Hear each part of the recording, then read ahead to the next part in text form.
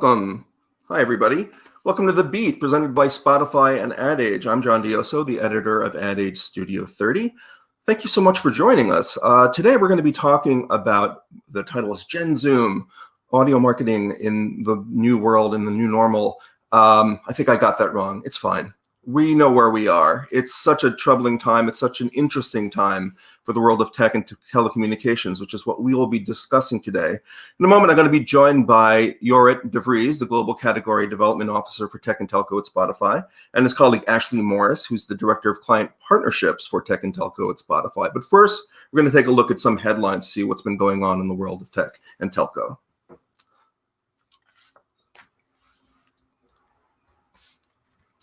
First one is, of course, so you can't talk about the world of tech these days without talking about social media. We just came out of an extremely contentious presidential election, and social media was there. Social media hasn't gone away in the world of politics since the last election.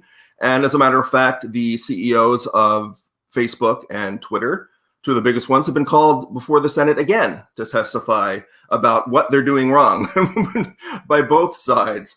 And as you can see from this latest headline from Ad Age, conservatives have reacted to some of the things that they've objected to from social media by going to new social media platforms, including Parler and MeWe. First of all, I don't know what MeWe is. I'm sure it's a thing. You can read more about that in Ad Age. And Parler, as you may have seen or heard in the news, many conservative politicians and celebrities are actually being rapturing themselves to the new platform. So let's see what happens in the coming days. Let's go to the next headline. Little change of pace. You've got Beats by Dre. They have come out with a very beautiful Defiant spot that really questions what's been going on in our society and questions our love for Black culture. Let's play a little bit of that so we can get some of the flavor there. You love me. You love me not.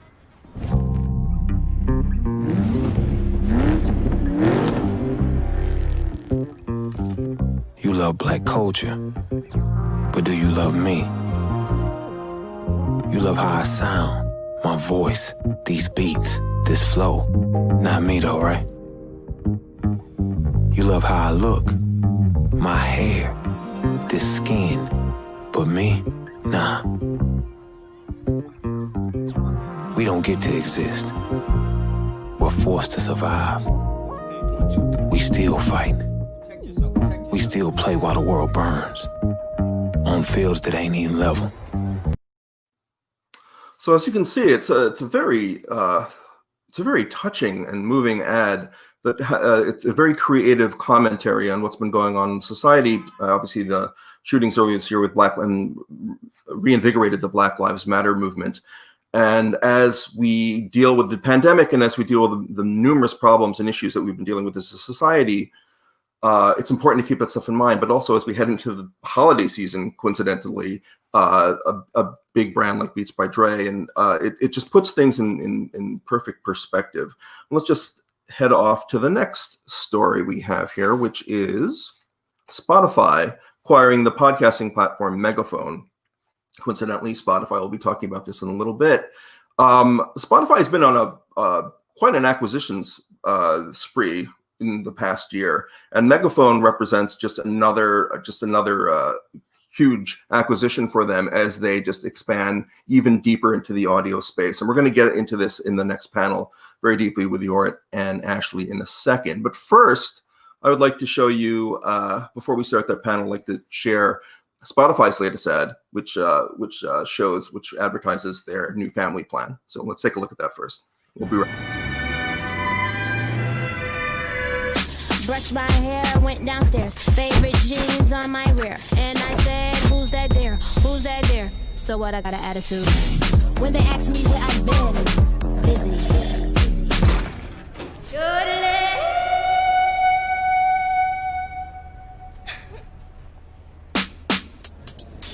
So what, I got an attitude. I got an attitude. What?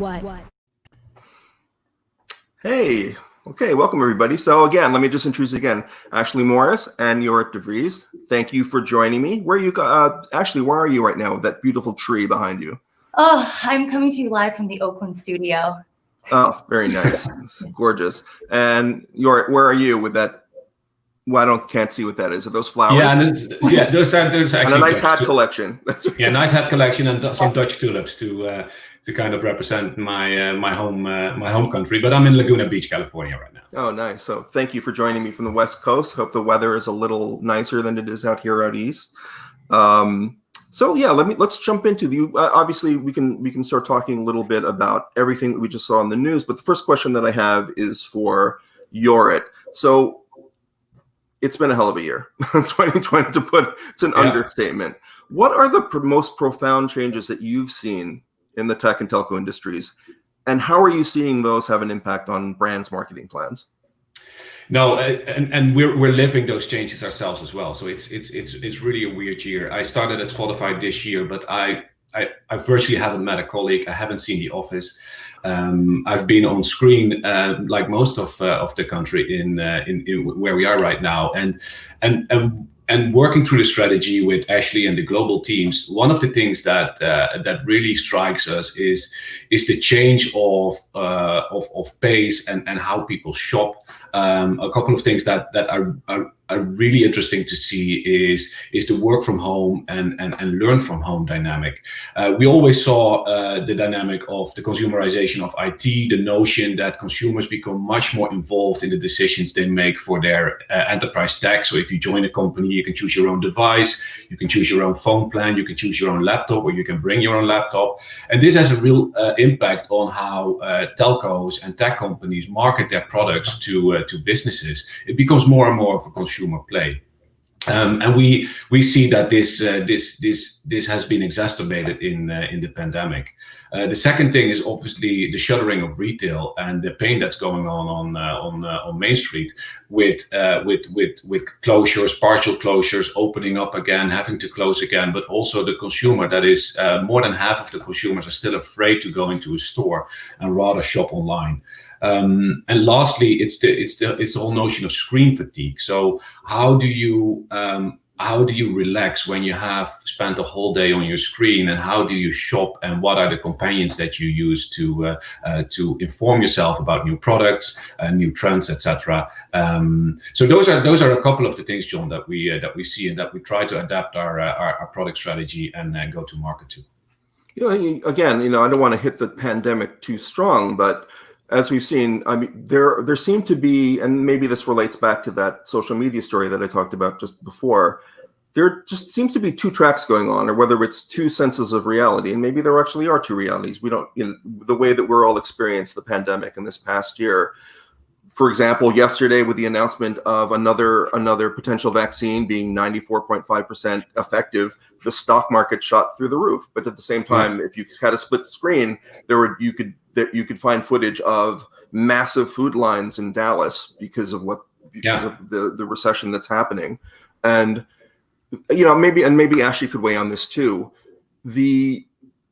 How do brands react to something like this? I mean, Spotify is a brand in of itself, but then your own brand partners, when they're trying to come up with marketing plans, and they could see how the news is shifting day to day, if not hour to hour. So either Ashley, do you want to weigh on that first? Yeah, and maybe happy to.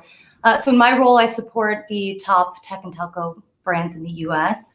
And I mean, Spotify has had a complete front row seat to the evolution of our users' new norms and new day-to-day, right? So when you think about our platform globally, we touch 320 million monthly active users.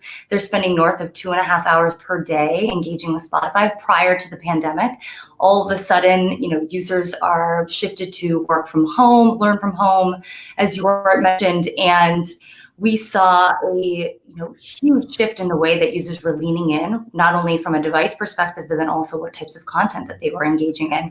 And it was really an incredible look at, how best to understand how, what's happening externally is affecting our users' everyday lives, and then be able to extract insights and help inform our brands on the best way to engage and continue their messaging through this trying time.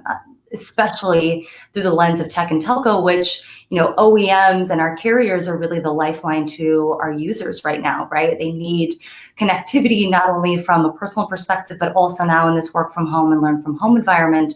So it has truly been a really, kind of exciting experience to really understand just the tempo of our users and be able to truly inform our brands on what is the best go-to-market strategy. What has surprised you the most? One of the things that we've seen for the past few months, or especially at the beginning of the pandemic, was the shift to streaming. Mm-hmm. And everybody was streaming games, and everybody was streaming a lot of video and a lot of streaming TV, like Netflix and Hulu. How has that affected, and maybe you can weigh in on this as well, how has that affected Spotify and the audio space? Yeah, I can still take that. Sure. So, when users moved to work from home, we lost the commute moment, right? And a lot of that mobile engagement. But what we saw was connected devices really had an uptick in terms of consumption. And so when we were engaging with our brands and giving our perspective on how to best lean in, as Jort mentioned, screen fatigue is a real thing that we're all battling right now, and audio is truly that companion to the user's day.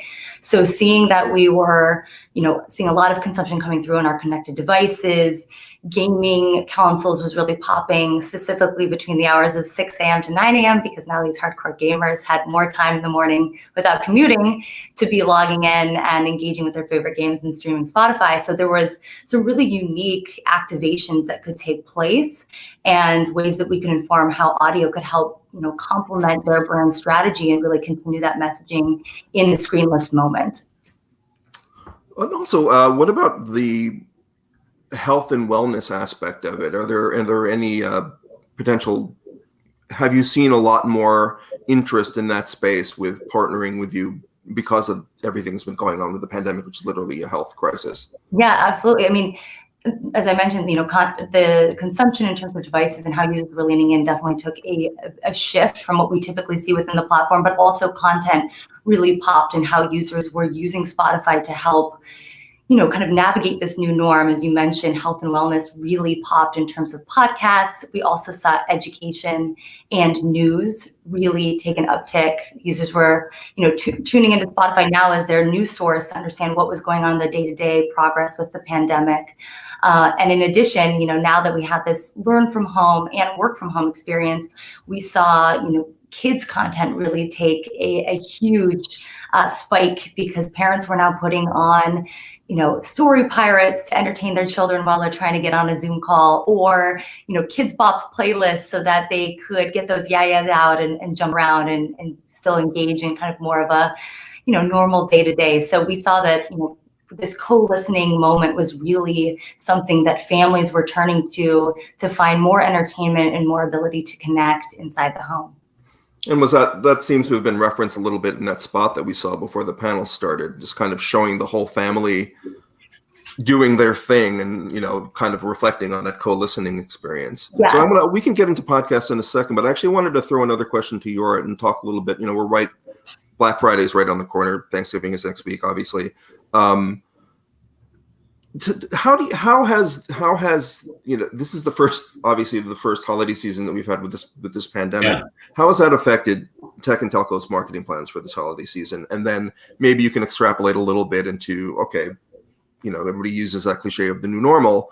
How does that go into 2021, and how is it going to change things going forward? Yeah, the funny thing is that you actually pointed out to me that Black Friday is next week, because I don't feel it that way anymore. It feels like the tentpole moments became so blurred into a different way of shopping, a different way of experiencing the holidays. Because again, going back to the point around in-store shopping, especially the holiday season is the season for the experience. I lived in New York for the last 8 years, and window shopping. New York is obviously famous for it. The big warehouses that department stores that are flashing their windows and drawing people onto the streets. The whole feel of the holiday season, with less people going into stores, or stores even closed, or or closed for good. That feels really different, and I think that's where brands are trying to find ways to augment that or supplement that or even replace that online on our platform, but basically anywhere in the digital space or visual space to still get a little bit of that that holiday feel across to the consumers. So Black Friday in particular, I think that already started 6 or 8 weeks ago, because you see the offers come into your mailbox every day. So it becomes a blurred season of offers and brands trying to find the moments that don't overlap with their competitors and reach the user at a moment that it's most significant for that specific user, that specific buyer, that specific consumer. Is that a good thing, Ashley? I mean, is that if every single day, I think we've all had this complaint every once in a while that every day just blurs into the next, as Art was just saying. Is that good for brands when they're marketing? If everything seems the same and there is not that special lift, or there's not that special appeal of buying for the holidays or hitting the stores on Black Friday, or even just going online on Cyber Monday. Yeah, I mean, we're seeing a lot of our brands really lean into custom creative, right? And especially through the lens of audio. How do you make that moment count and really stand out when users are in this new kind of flux in terms of when is that, holiday shopping period? I started receiving catalogs. I still get catalogs 2 weeks ago as it relates to, Christmas promotions and holiday promotions. So, I think brands are putting more of an emphasis on dynamic creative, custom creative, really making that moment count with the user and finding that right moment, right message. Well, it's good that you're talking. Oh, first, before we get into the next question, I just wanted to welcome people who joined late and say that thank you for joining us for The Beat, presented by Spotify and Ad Age, and we're talking about tech and telco in the middle of this crazy pandemic. Let me just say that, so I wanted to talk a little bit about podcasts, and what you just said kind of weighs in on that. You're talking about marketing opportunities. Oh, and first I'm going to shout out some people. Oh, thank you for joining us. We've got Dean. Thank you for joining us. Peter, Molly, Matthew. Where are you guys from? You got to tell us where you're from. Morgan, Piero, Darlene, and Michael. Thank you so much for joining us. So going back into podcasts and the marketing opportunities that you've been seeing, Ashley, and just tell us go into that a little bit, and again, podcasting still a growing field. I think I haven't seen the revised numbers, but $1 billion was the number for this year as far as marketing going into it. Tell us a little bit about what you've seen now, and obviously Spotify is making a big play into podcasts, so who else to talk to about this but you guys right now? Thank you. We appreciate you saying that. Yes, I mean, podcasts is growing at a hockey stick rate. It's unbelievable. Over 50% of Americans have listened to a podcast, and we've seen a 200% year over year increase in terms of consumption just on the platform. We've added 1 million podcasts to date just as a distribution arm, and really strengthen our position in terms of premium content and talent that we're working with to bring to the platform. So it's truly an area in which we are aggressively investing, as you mentioned, with the Megaphone acquisition and our work to bring that company in-house. What I'm really excited about that is, a lot of the partnerships and acquisitions that we've made over the last year as it relates to content has been, a way to position us as the go-to for podcasts across the board for both the premium and the free user. However, this acquisition and this partnership with Megaphone is really an investment in our advertising future, and really an opportunity for brands to see parity between how you're targeting users on the music side of the platform as well as within podcasts. So, John, you mentioned, podcast is still kind of in its nascent phases, but Spotify is really at the forefront in terms of building technology to create more of that digital experience and have more of a real-time opportunity to engage with users within this highly influential field, and piggyback on these trusted hosts and the great fan base that they've built to really bring that brand messaging to life. So it's an incredible way that we're growing in terms of identifying these niche audiences at scale. So if you were a big tech or telco brand, and you were thinking about going into advertising more into the podcast space, what would be the things that you guys would sell them on? Why would you say, well, your ad spend is much better served by coming to this audio space and say going into TV, or what is the pitch? What is the appeal of it? Absolutely. So, I mean, these hosts have built such a trusted fan base.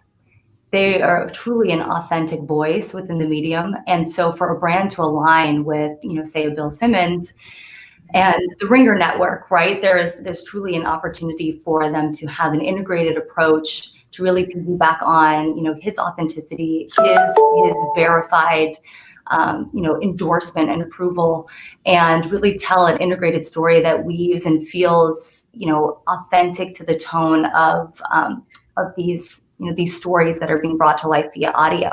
Audio is so intimate and allows users to craft really their own kind of version of the story in their heads. I like to say it's the most visual medium because you're actually kind of taking in what this host is saying and building it out in your own mind. And so when a brand, connects with an influential host, like any of the massive talent that we have on the platform, there's really an opportunity to build this halo effect and create really an integrated approach that, furthers those brand health metrics. And we see a huge, engaged audience that's willing to take action after listening to either a voice script or, a host endorsed script. So there's really a great, momentum behind the medium, and it's truly an influential channel for brands to really take advantage of.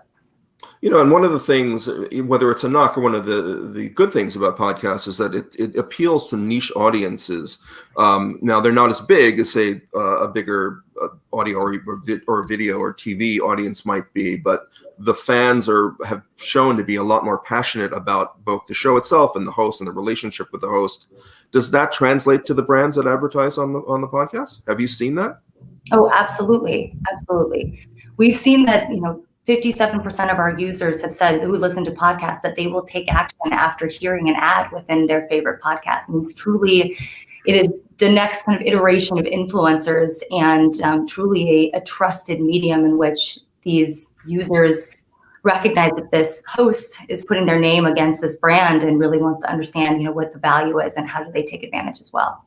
All right, great. So why don't we take a little break and take a couple of questions from the audience. Some of you were very kind to send in some questions.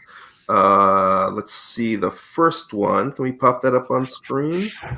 Jocelyn, thank you for sending this in. Jocelyn asks, elaborate on the rise of podcasts and how competitive it's becoming. Should companies be creating their own podcasts or partnering with existing well-known podcasts?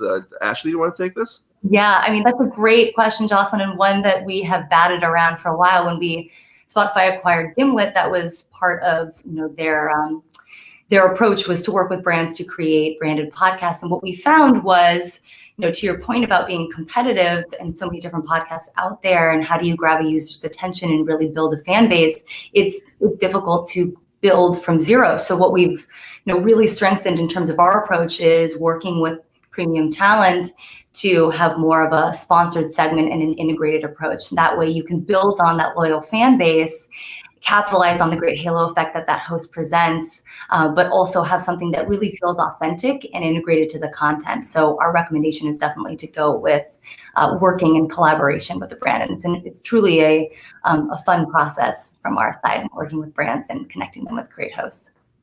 All right, great. And let's take another question.